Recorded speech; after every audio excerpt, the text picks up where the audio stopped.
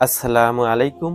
হুজুর পাক সাল্লাল্লাহু আলাইহি ওয়াসাল্লামের ইন্তেকালের পর হযরত জিবরাইল আলাইহিস সালাম এই দুনিয়ার বুকে কতবার আসবেন এবং কেন আসবেন? খুবই গুরুত্বপূর্ণ প্রশ্ন, যা আমাদের জানা খুবই দরকার।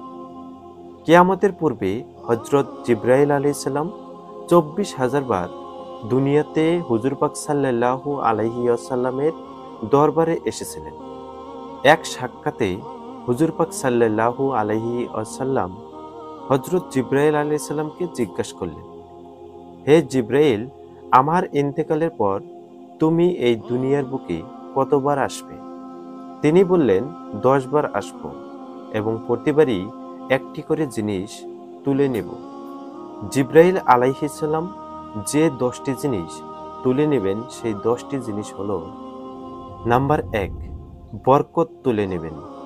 নাম্বার ২, এবাদত থেকে মজা তুলে নেবেন। নাম্বার ৩, পরস্পর মহব্বত তুলে নেবেন। নাম্বার ৪, অন্তর থেকে দয়া মায়া তুলে নেবেন। নাম্বার ৫, হক বিচার তুলে নেবেন। নাম্বার ৬, সবর ধৈর্য তুলে নেবেন। নাম্বার ৭, আলেম থেকে সত্য কথা তুলে নেবেন। অর্থাৎ একদল আলেম জানা সত্ত্বেও হক কথা বলবে না। নাম্বার ৮, ধনীদের সৎ সাহস উঠিয়ে নেবেন। নাম্বার ৯, ইমানদার থাকবে না, ইমান উঠে যাবে। নাম্বার ১০, কারীদের থেকে কোরআনের তেলাওয়াত তুলে নেবেন, অর্থাৎ কোরআনকে উঠিয়ে নেবেন।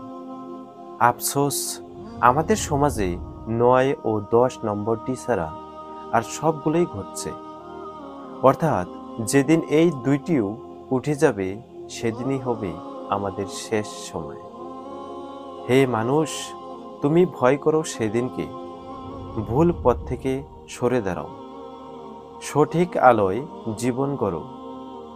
আল্লাহ পাক সবাইকে সঠিক পথে চলার জন্য তৌফিক দান করুক, আমিন। ভিডিওটি শেয়ার করে দেবেন, ভালো লাগলে একটি লাইক করে দেবেন। আসসালামু আলাইকুম ওয়া রাহমাতুল্লাহি ওয়া বারাকাতুহু।